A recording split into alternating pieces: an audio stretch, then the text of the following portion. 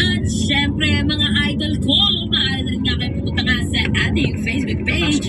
At sa Baguio, ganun na rin sa ating Facebook page. DJ Mickey Maksa, dahil tuloy-tuloy nga tayo sa ating Facebook Live. Pauwi na. Aga pa. At syempre, binabati nga rin natin si Idol Wish at si Idol Angelo na nagsa-celebrate nga. Parang matagal yung oras kanina.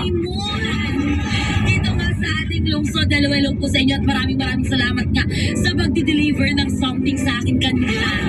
And enjoy your honeymoon stay here nga sa Baguio at sa ating lungsod nga.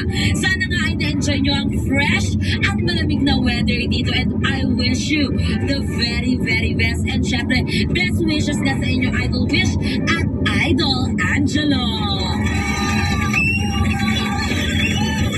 At syempre, lalo nga kay Idol kay Idol 4.58 na syempre number 13 fruit stand nga. Diyan nga sa may public market na nagre-request naman ng kantang Ikaw Lang Ang Iibigin. Na syempre mga idol ko, kung hindi man po tayo makapag-play ng inyong mga request na kanta, ay sabihin natin yan agad-agad kay Idol Deo nang siya nga ang mag-play ng mga kantang requested ninyo na hindi na natin may pre-play sa ating programa.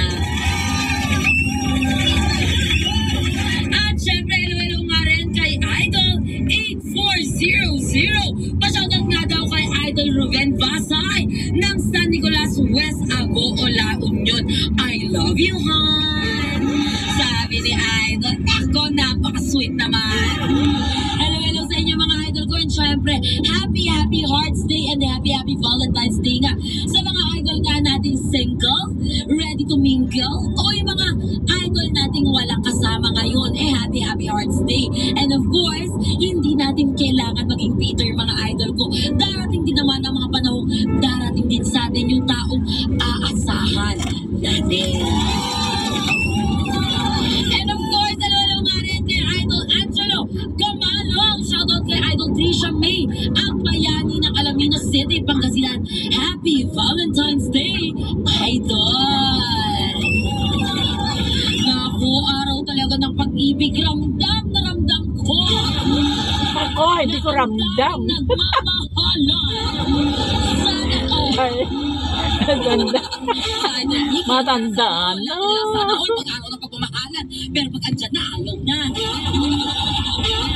Hindi mga idol. Pero syempre mga idol, pagpatuloy naman natin ang kwento natin sa ating Dear IFM.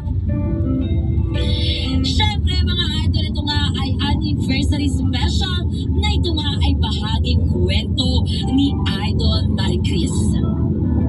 Sa tingin nyo kaya mga idol, tatagal nga ba ang relasyon ni Idol Maricris at ni Idol Carlo?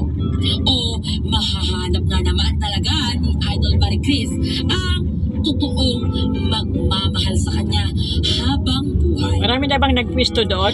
Sabay-sabay nga natin alamin yan. Yung may kulay blue na ano? Kwento natin dito nga sa ating anniversary special ng Dear IFM na pinamagatang Valentine's Day.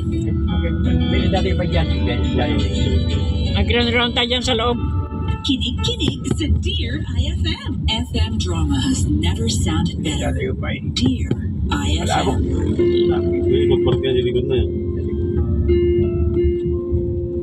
Ano ang drama mo? Ako? Dear IFM. Dear IFM. Dear IFM. Lumipas ang isang buong araw. Walang Carlo na nagparamdam sa akin. Isang malungkot na Valentine's Day na naman ang nangyari sa akin. Pero imbes na magmumuk ako, gumawa ako ng plano, ng sorpresa. Dahil sabi nga ng iba, dalawang tao ang nasa isang relasyon.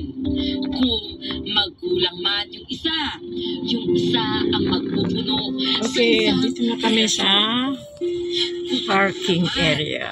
At kami ay mag-snack time. See you. Namin ni Carlo. Ayan. Matatakpan na siya kasi may McDonald dito. Yari.